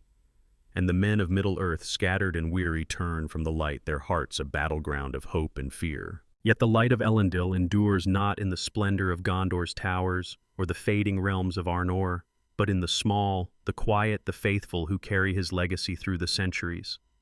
They are the ones who tend the white tree, who tell the stories, who hold the faith that sustained Númenor through its ruin. They are the ones who see the shadows return, not in armies, but in the hearts that turn from grace. They are the ones who wait not for a king, but for a choice to carry the light, to resist the shadow, to be the light of the West, though the world falters. The tale turns now to the north, where Arnor's light grows dim. Arthedain, the last remnant of Isildur's line, holds fast under kings who remember Elendil's faith, but Cardolan and Rudor fall to shadow, their lords swayed by pride and fear. Orcs raid from the misty mountains, their malice a remnant of Sauron's will, and a new darkness stirs in Angmar, where a sorcerer king rises his heart a void that hungers for the light. The faithful in Arthedain fight their swords steady, their hearts tethered to the white tree's memory, but they are few and the shadow presses closer. They send word to Gondor seeking aid, but Gondor, proud and distant, turns inward, its kings consumed by their own wars. In Gondor, the line of Venarion holds, but the kings grow restless. Their hearts turn to the east, where enemies gather. They build fleets to rival Númenor's conquer lands to expand their glory, but they forget the light that birthed their realm. The white tree in Minas Anor weakens its leaves, sparse, its roots strained by a city that values stone over spirit. The faithful, though few, remain, their voices a whisper in the courts, their hands tending the tree, their prayers a silence that holds fast against despair. They speak of Elendil, of the long defeat of a hope that is not a wish, but a choice. Yet the kings listen less, their hearts swayed by the temptation to defy the stars. The centuries pass, and the shadow grows slow and subtle. In the north, Angmar's sorcerer king, the Witch King, wages war on Arthedain, his armies a tide of shadow that breaks the remnants of Arnor. The faithful fight their faith, a star against the night, but they cannot hold. Númenor falls, its white tree lost, its towers crumbled. The line of Isildur survives in Arthedain's heirs, who flee to the wilds, their light a flicker in the dark. They become the Dunedain Rangers of the north, their lives a silent guardianship, their hearts tethered to Elendil's legacy. They carry no crowns, but they carry the light, their choices, a defiance of despair. In Gondor, the line of Venarion falters not to war, but to pride. The kings grow childless, their hearts consumed by glory, their thrones empty. The stewards rise, men of the faithful, their hands steady their faith, a silence that holds fast. They guard the white tree, now withered in Minas Anor, its branches bare its roots, a memory of hope. They rule not as kings, but as servants, their lives a testament to Elendil's light, not in power, but in stewardship, in the choice to endure, though the shadow looms. The stewards are the faithful, made manifest their silence, a song that echoes Elendil's heart. The ring lost in the Anduin stirs in the deep, its whisper reaching out to hearts that seek power. It finds no king, but it waits a shadow that will rise when the world is unready. The faithful sense it not in visions, but in the weight of their hearts, in the silence that grows heavier with each passing year. They tell the stories, sing the songs, keep the faith that Elendil carried through exile and war. They speak of the long defeat of the light that endures though the night is long. And they wait not for victory, but for meaning, for a world that remembers the light. The elves in their havens see the shadows return, and their hearts grow weary. Elrond keeps Narsil's shard, its broken edge a promise of a king to come, a light to rise. Círdan watches the sea, his ships fewer now, his heart tied to the men who carry Elendil's legacy. The dwarves in their halls face their own darkness, their loyalty to men a fading memory. And the men of Middle-earth, divided and fearful, forget the alliance, forget the light, their hearts swayed by whispers of power. Yet the faithful endure their lives a quiet defiance, their choices a star against the night. The tale flows onward unbroken like a river seeking the sea. Elendil's light burns still in the withered white tree, in the Dunedain's silent watch, in the steward's steady hands. To ask what made him the light of the West is to see his light in the choices of those who follow, in the silences that hold fast against despair. The shadow waits, but the light endures, a song that fades but never dies, a star that burns though the night is deep. The tale continues into the ages that will test the light, that will ask what it means to carry a star through the dark. And so the song continues unbroken into the twilight that gathers. The stars hang low over Middle-earth, their light a faint hymn in a world grown heavy with shadow. The white tree in Minas Anor is a withered husk, its branches bare its roots, clinging to a memory of Númenor's grace. In the north, Númenor lies in ruin, its white tree lost, its towers crumbled under the weight of forgotten years. Gondor endures, its walls strong, but its heart faltering, ruled now by stewards who guard an empty throne. Arnor is a memory, its light carried by the Dunedain Rangers of the wild who wander the north. their lives a silent vow to Elendil's legacy. The ring lost in the Anduin stirs in the deep, its whisper reaching out to hearts that seek power. The river of this tale flows onward unbroken, carrying us through the ages where the light of Elendil, the light of the West, burns in the choices of the humble, in the silences of the faithful, in the hope that endures though the shadow gathers. The world is a tapestry of fading threads. Gondor, once a beacon of Númenorian splendor, stands as a fortress against the east, its cities Minas Anor, now called Minas Tirith, and Osgiliath, scarred by wars that never cease. The stewards, men of the faithful, rule with steady hands, their hearts tethered to Elendil's vision of stewardship, not dominion. They guard the withered white tree, its bare branches a symbol of a hope that lingers but does not bloom. In the north, Arnor's kingdoms are gone, Arthedain fallen to the Witch King of Angmar Cardolan, and Rhudaur lost to time. The Dunedain heirs of Isildur live as shadows protecting the scattered peoples of the north, their lives a quiet defiance of despair. The elves in Rivendell and the Grey Havens grow weary, their songs soft with the grief of ages, their eyes turn to the west. The dwarves in their halls face their own darkness, their hearts distant from the world of men. And the men of Middle-earth, divided and fearful, forget the light that once bound them. The faithful are the keepers of that light, though they are few, their voices a whisper in a world that shouts of power. In Gondor, they gather in the shadow of the white tree, their hands tending its roots, their stories weaving the memory of Elendil, of his silence before Númenor's fall, his faith through the sea's wrath, his sacrifice on Mount Doom. In the north, the Dunedain carry his legacy in their wanderings, their swords guarding the innocent, their hearts holding fast to the long defeat. They speak of Elendil not as a king, but as a man who chose the light, though the world trembled, who carried a star through the dark. They speak of Isildur with sorrow, not scorn for his choice to keep. The ring was a tragedy born of grief, not greed. And they pray not for victory, but for meaning, for the wisdom to endure though the shadow grows. The long defeat is the pulse of Tolkien's world, a truth that Elendil embodied, a struggle not for triumph, but for resistance, for the light that burns though the night is endless. The faithful live this truth, their lives a quiet song against the dark. They are not clad in glory, but in duty, farmers who teach their children the songs of Númenor, rangers who walk the wilds, stewards who guard an empty throne. They see the pride that consumes Gondor's lords, the fear that divides the men of Middle-earth, and they grieve, but they do not despair. They carry the light not because they are mighty, but because they are willing their hearts a star against the gathering dusk. Yet the dusk deepens. In Gondor the stewards rule, but the shadow of Mordor stirs again. Orcs raid from the east, their malice a remnant of Sauron's will, and whispers of a dark power grow, a name unspoken, but felt Sauron not dead, but waiting. The white tree in Minas Tirith stands barren, its roots strained by a city that honors stone over spirit. The faithful counsel the stewards, urging them to remember Elendil's faith, to guard the light, not the throne. Some stewards listen, their hearts steady, but others falter, their eyes turn to war, their hands grasping for power. The temptation to defy the shadow with strength, not faith, is a whisper that grows louder with each passing year. In the north, the Dunedain face their own trials. The Witch King's shadow lingers in Angmar, his malice a tide that presses against the remnants of Arnor's people. The Dunedain fight their swords, a flicker of Elendil's light, but they are few, their lives a constant vigil. They protect the Shire, a land of hobbits who know nothing of Númenor or Mordor, their innocence a treasure the Dunedain guard in silence. They carry the shard of Narsil, kept now by their chieftains, a relic of Elendil's sacrifice, a promise of a king to come.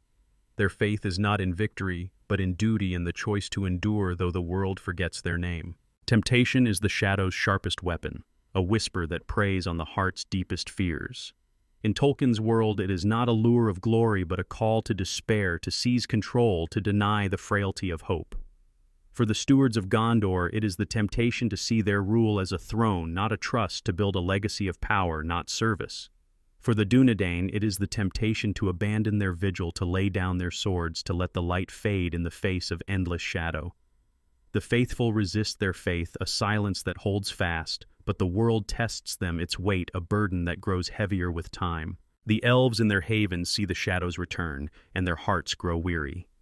Elrond in Rivendell guards Narsil's shard, its broken edge a symbol of a hope deferred a king who has not come. He watches the Dunedain seize Elendil's light in their silent watch, but he sees too the shadow that gathers in Mordor, the ring that stirs in the deep. Círdan in the Grey Havens builds fewer ships, his heart tied to the men who carry Elendil's legacy, his eyes fixed on a sea that calls him home. The dwarves in their halls face their own darkness, a Balrog woken in Moria, their kingdom lost their loyalty to men, a fading memory. And the men of Middle-earth, scattered and fearful, turn from the light, their hearts swayed by whispers of power, their eyes blind to the stars. Yet the light of Elendil endures not in the towers of Gondor or the ruins of Arnor, but in the small, the quiet, the faithful who carry his legacy through the ages. In Gondor, a steward named Cirion, a man of the faithful, stands before the withered white tree, his heart heavy with the weight of his charge. He sees the shadow in the east, feels the stirrings of Sauron's will, and he prays not for strength but for wisdom. He sends aid to the north to the Dunedain, forging a bond with Eorl of the Rohirrim, a man whose heart echoes Elendil's steadfast, humble bound to duty. The oath of Eorl is sworn, a promise of alliance, a light that burns in the dark, a thread that weaves Gondor to the men of the Riddermark. In the north, the Dunedain endure, their chieftains carrying the line of Isildur, their lives a silent guardianship. A chieftain named Aranarth, first of the Dunedain, walks the wilds, his heart tethered to Elendil's faith, his sword a vow to the light. He teaches his son the stories of Númenor's fall, of the last alliance, of Elendil's sacrifice. He speaks of the long defeat of a hope that is not a wish, but a choice.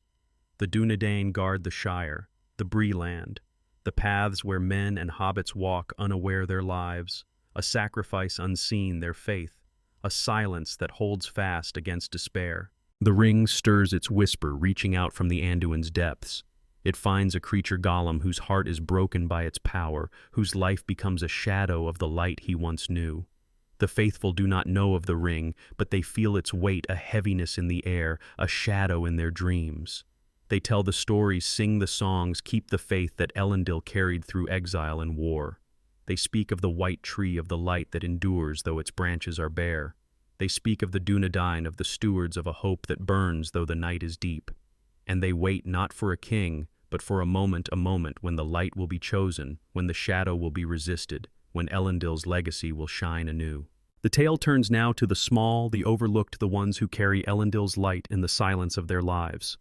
In Gondor, a woman of the faithful, unnamed in the annals, tends the white tree's roots, her hands gentle, her heart a prayer. She teaches her children the songs of Númenor, the stories of Elendil, the faith that holds fast against despair. In the north, a Dunedain ranger, his name lost to time, walks the wilds, his sword guarding a hobbit child who will never know his sacrifice. These are the faithful, the heirs of Elendil's light, their lives a quiet defiance, their choices a star against the night. The shadow grows, its presence felt in the east where Mordor's fires burn again. Orcs raid Gondor's borders, their numbers swelling, their malice a sign of Sauron's return. The stewards prepare their hearts steady, but the men of Gondor falter, their faith weakened by years of pride. The Dunedain fight in the north, their swords a flicker of light, but the Witch King's shadow lingers, his power a tide that presses against hope. The elves in their havens see the signs, and their songs grow softer, their hearts weary with the weight of another war. The dwarves scattered now offer little aid, their halls darkened by their own trials. And the men of Middle-earth, divided and fearful, forget the light, their hearts swayed by the shadow's whisper. Yet the light of Elendil endures in the withered white tree, in the Dunedain's silent watch, in the steward's steady hands, in the faithful who carry his legacy through the ages. They are the ones who see the shadows return, who feel the weight of the ring, who hold fast to the long defeat. They are the ones who wait not for victory, but for a choice to carry the light, to resist the shadow, to be the light of the West, though the world trembles. The tale flows onward, unbroken like a river seeking the sea, carrying us into the ages that will test the light, that will ask what it means to carry a star through the dark. And so the song continues unbroken into the night that deepens. The stars gleam faintly over Middle-earth, their light a distant echo in a world cloaked in gathering shadow. The white tree in Minas Tirith stands barren, its gnarled branches a silent prayer for a hope long deferred. In the north, the ruins of Anúminas lie cold, the memory of its white tree lost to time, its stones scattered like forgotten vows. Gondor holds fast, its walls unyielding, but its heart wavers under the stewardship of men who guard an empty throne.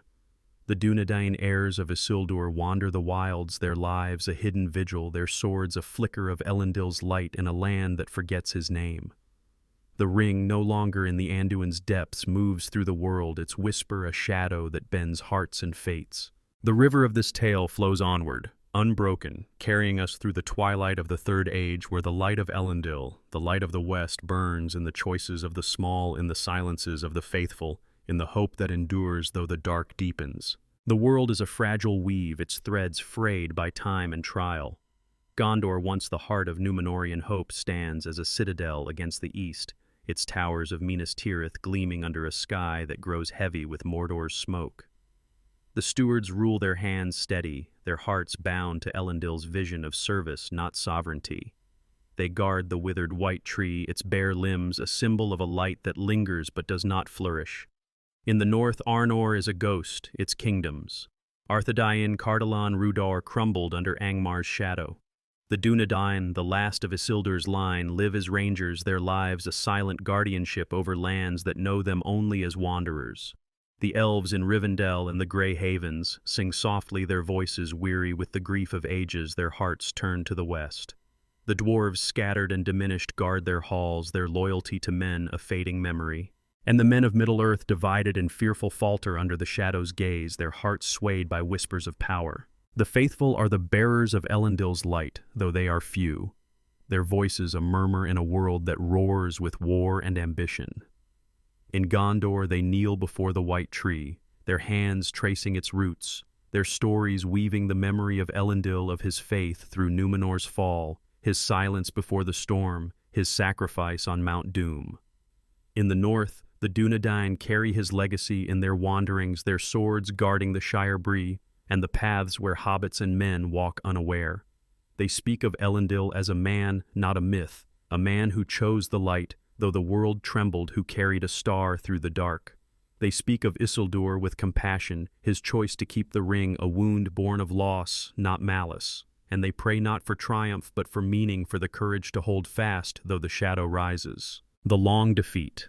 The heartbeat of Tolkien's world pulses through their lives. A truth Elendil lived a struggle not for victory, but for resistance, for the light that burns though the night is endless. The faithful embody this truth, their lives a quiet defiance of despair. They are not heroes clad in glory, but stewards who guard a barren tree, rangers who walk unseen, mothers who teach their children the songs of Númenor. They see the pride that consumes Gondor's lords, the fear that fractures Middle-earth, and they grieve, but they do not yield. They carry the light not because they are mighty, but because they are willing their hearts a star against the deepening dusk. Yet the dusk is relentless. In Gondor, the stewards face a rising tide. Mordor's fires burn again, its orcs spilling from the black gate, its shadow a weight that presses on the heart. The steward Denethor, a man of the faithful's line, rules with a mind sharp but strained, his heart turning inward, his eyes fixed on a palantir that shows only despair. The white tree in Minas Tirith stands as a relic, its roots untended by a city that values steel over spirit. The faithful counsel Denethor, urging him to remember Elendil's faith, to hold the light, not the throne. But Denethor falters, his heart swayed by the temptation to control, to defy the shadow with power, not hope. The shadow's whisper grows louder, a name now spoken. Sauron returned, his will a fire that bends the world. In the north, the Dúnedain face their own darkness. The Witch King, though driven from Angmar, lingers in the shadows, his malice a cold that chills the wilds. The Dúnedain fight their swords a flicker of Elendil's light, but they are few, their lives a ceaseless vigil. They guard the Shire, a land of hobbits whose innocence is a light they swear to protect, though none know their sacrifice. Their chieftain Arathorn carries the shard of Narsil, its broken edge a relic of Elendil's sacrifice, a promise of a king to come. He teaches his son Aragorn the stories of Númenor's grace, of the last alliance of Elendil's faith. He speaks of the long defeat of a hope that is not a dream, but a choice. Yet Arathorn falls, his life taken by an orc's arrow, and Aragorn, still a child, becomes the hope of the Dúnedain, his heart untested, his light a seed that waits for rain. Temptation is the shadow's sharpest blade, a whisper that preys on the heart's deepest fears. In Tolkien's world, it is not a lure of glory, but a call to despair, to seize power, to deny the frailty of hope. For Denethor, it is the temptation to see his stewardship as a throne, to fight the shadow with pride, not faith. For the Dunedain, it is the temptation to abandon their vigil, to lay down their swords, to let the light fade in the face of endless night. The faithful resist their faith, a silence that holds fast, but the world tests them, its weight a burden that grows heavier with each passing year. The ring moves through the world, no longer hidden in the Anduin. It passes from Gollum to Bilbo, a hobbit of the Shire, its whisper a shadow that lingers in the heart. The faithful do not know of the ring, but they feel its stirrings, a heaviness in the air, a shadow in their dreams. They tell the stories, sing the songs, keep the faith that Elendil carried through exile and war. They speak of the white tree of the light that endures though its branches are bare. They speak of the Dunedain, of the stewards of a hope that burns though the night is deep. And they wait not for a king, but for a moment when the light will be chosen, when the shadow will be resisted, when Elendil's legacy will shine anew. The elves in their havens see the shadows return, and their hearts grow weary. Elrond in Rivendell guards Narsil's shard, its broken edge a symbol of a hope deferred, a king who has not come. He fosters Aragorn, raising him as a Stell, a child of hope, teaching him the lore of Númenor, the faith of Elendil, the long defeat that binds them. Círdan in the grey havens watches the sea, his ships fewer, his heart tied to the men who carry Elendil's light. The dwarves scattered now offer little aid, their halls darkened by their own trials. And the men of Middle-earth divided and fearful falter under the shadow's gaze, their hearts swayed by whispers of power, their eyes blind to the stars. The tale turns now to the small, the overlooked, the ones who carry Elendil's light in the silence of their lives. In Gondor, a man of the faithful, unnamed in the annals, kneels before the white tree, his hands gentle, his heart a prayer. He teaches his son the songs of Númenor, the stories of Elendil, the faith that holds fast against despair. In the north, a Dunedain ranger, his name lost to time, guards a hobbit village, his sword a silent vow to the light. These are the faithful, the heirs of Elendil's legacy, their lives a quiet defiance, their choices a star against the night. Yet the shadow rises, its power no longer a whisper, but a roar. In Mordor, Sauron's eye searches his armies, swelling his will, a fire that consumes hope. Gondor faces war, its borders harried by orcs, its people weary under Denethor's faltering rule. The Rohirrim, bound by the oath of Eorl, ride to Gondor's aid, their hearts echoing Elendil's steadfast, humble bound to duty.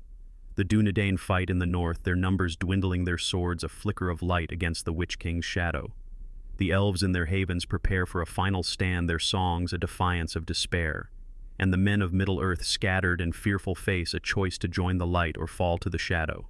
The ring now in the hands of Frodo, a hobbit of the Shire, becomes the fulcrum of the world. Its weight is a shadow that tests the heart, its whisper, a temptation that echoes Isildur's choice. The faithful do not know Frodo, but they feel the weight of his burden, a heaviness in their prayers, a hope that burns in their silence. They tell the stories, sing the songs, keep the faith that Elendil carried through the dark. They speak of the white tree of the Dunedain, of a hope that endures though the world trembles. And they wait not for victory, but for a choice to carry the light, to resist the shadow, to be the light of the West in a world on the edge of night. The tale turns now to Aragorn, the heir of Isildur, the hope of the Dunedain. Raised in Rivendell, he carries Elendil's light in his heart, his life, a mirror of his ancestors wandering silent, bound to duty. He wields Narsil reforged as Anduril, its flame a star against the dark. He walks the paths of Middle-earth, guarding the small, the innocent, the unaware, his heart tethered to Elendil's faith. He loves Arwen, Elrond's daughter, a light that binds him to hope, but he knows the shadow's cost, the choice that waits. He is not yet a king, but a ranger, a man who carries a star through the dark, his life a testament to Elendil's legacy. The shadow presses its armies, marching its will, a tide that drowns hope. Gondor faces the siege of Minas Tirith. Its walls tested, its people faltering under Denethor's despair. The Rohirrim ride their horns, a call to the light.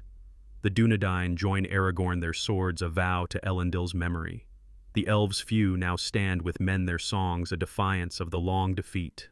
and Frodo, bearing the ring, walks toward Mordor, his heart a battleground of hope and despair, his choice a mirror of Isildur's, of Elendil's, of all who carry the light. The light of Elendil endures in the withered white tree, in the Dunedain's silent watch, in the steward's faltering hands, in the faithful who carry his legacy through the ages.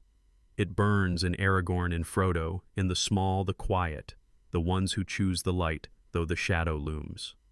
To ask what made Elendil the light of the West is to see his light in their choices, in their silences, in their hope that burns though the night is deep. The tale flows onward unbroken like a river seeking the sea, carrying us into the final stand, where the light will be tested, where the shadow will be faced, where Elendil's legacy will shine or fade. And so the song continues unbroken into the night that tests all. The stars tremble above Middle-earth, their light a fragile hymn in a world consumed by shadow.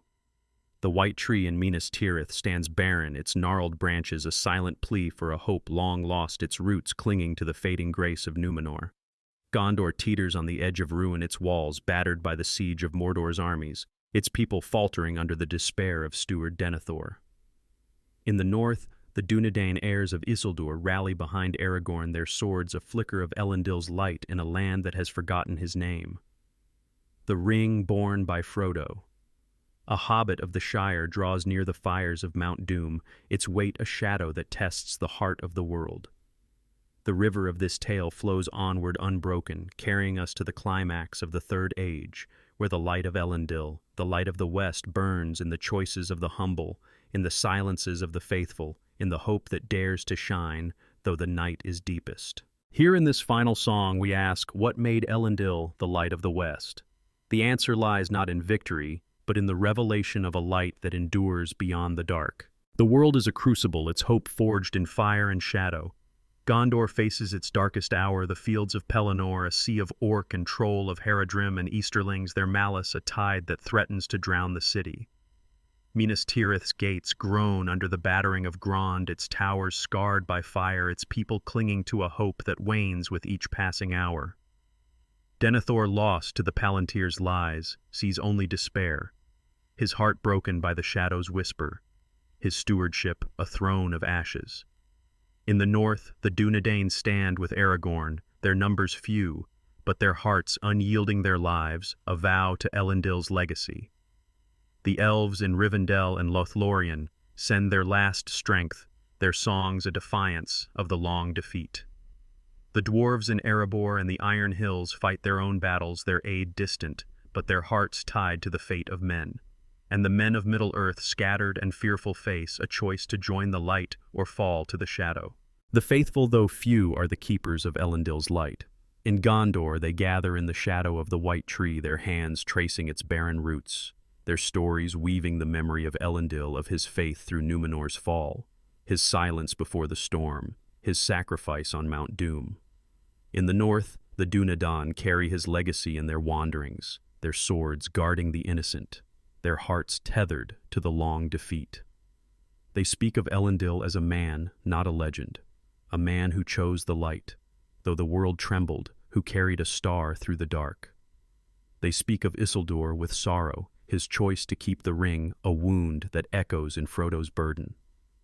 And they pray not for triumph, but for meaning, for the courage to hold fast, though the shadow consumes all. The long defeat, the soul of Tolkien's world, pulses through their lives. A truth Elendil lived a struggle not for victory, but for resistance, for the light that burns, though the night is endless.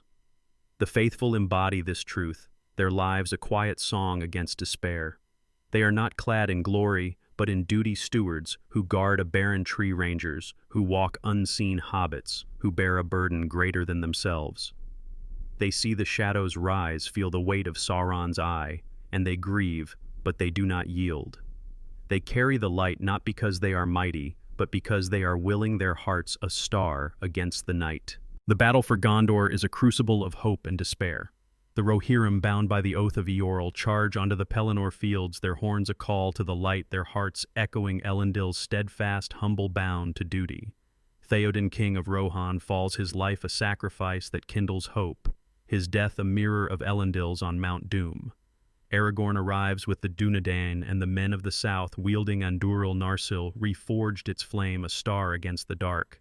He fights not as a king but as a ranger, his heart tethered to Elendil's faith, his life a testament to the light that endures.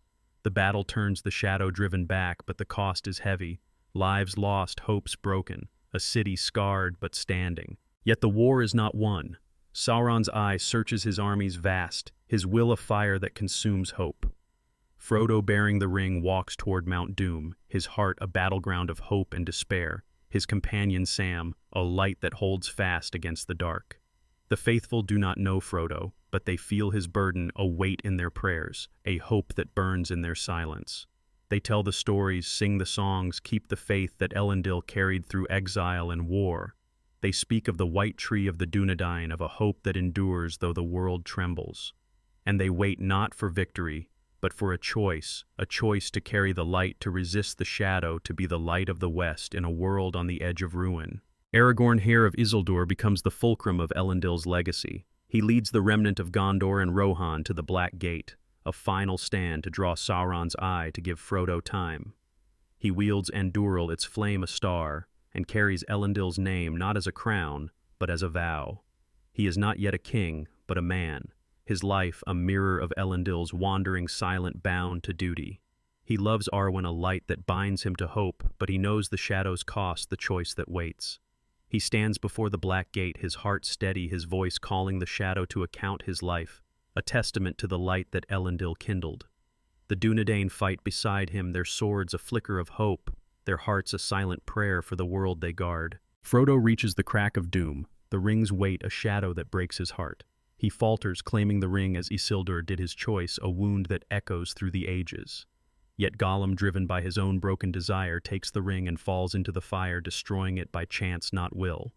Sauron's power collapses, his armies scatter, his eye extinguished.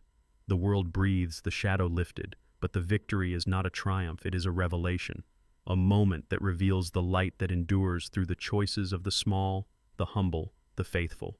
The ring's destruction is not the end, but a turning. Gondor heals its walls, rebuilt its people, renewed.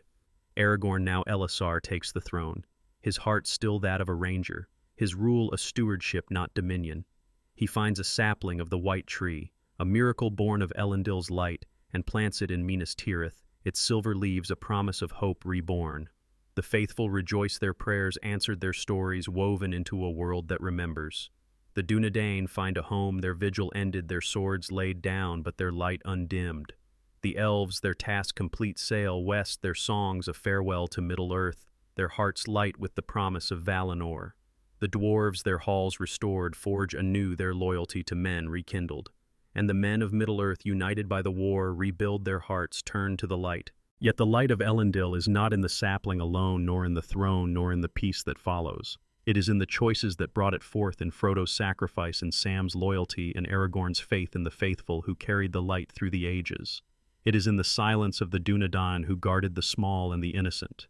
It is in the prayers of the stewards who held fast to hope though the tree was barren. It is in the hobbits who bore a burden greater than themselves, their hearts a mirror of Elendil's frail mortal yet unyielding. The light of the West is not a flame that consumes, but a star that endures, a hope that burns though the night is deep. To ask what made Elendil the light of the West is to see his light in these moments, in the silences that held fast, in the choices that resisted the shadow. It is to see it in the white tree, its roots deep in the song of Ilúvatar, its branches reaching for the stars. It is to see it in the faithful who carried the light through exile, war, and lost their lives, a quiet defiance of despair. It is to see it in Aragorn, who carried Elendil's name through the wilds, his heart a star against the dark. It is to see it in Frodo, who bore the ring to its end, his choice a wound that healed the world. The tale does not end in triumph, but in revelation, a revelation of meaning, of a light that endures beyond the dark, of a hope that is not a wish, but a choice. The world moves on the fourth age, dawning its challenges new, its shadows different but no less real. The faithful remain their stories, a thread that binds the past to the future, their faith a silence that holds fast. They tell of Elendil, of the light he kindled, of the long defeat that became a song of hope. They tell of Aragorn, of Frodo, of the small and the humble who carried the light when the mighty faltered. And they pray not for victory, but for wisdom, for the courage to carry the light though the world changes. The elves sail west, their havens empty their songs, a memory that lingers in the wind. The dwarves build anew their hammers, a rhythm of renewal. The men of Middle-earth, united by the war, forge a peace that is fragile but real. Their hearts turn to the light. The hobbits return to the Shire, their lives simple but profound, their hearts carrying a light they do not name. And Aragorn, king and ranger, rules with Arwen at his side, their love a star that burns through the ages, their lives a testament to Elendil's faith. The white tree blooms in Minas Tirith, its leaves silver under the stars, its roots deep in the song of Ilúvatar. It is a symbol not of victory, but of endurance, of a light that burns though the night is long. The faithful tend it, their hands gentle, their hearts a prayer. They sing of Elendil, of the light he carried, of the hope that endured through the dark. And they wait not for an end, but for a continuation, for the light to be carried by new hands, new hearts, new silences. The tale flows onward, unbroken like a river seeking the sea. But here it pauses, not in resolution, but in revelation. What made Elendil the light of the West? It was his faith not in victory, but in meaning. His silence not in despair, but in hope. His choice not to conquer, but to endure. It was the light he kindled, not for himself, but for the world, a light that burns in the white tree, in the faithful, in the small and the humble, who choose the light though the shadow looms. The song fades, but it does not end, its melody carried in the hearts of those who remember, who choose, who carry the star through the dark. And so the song lingers unbroken, a light that shines beyond the night.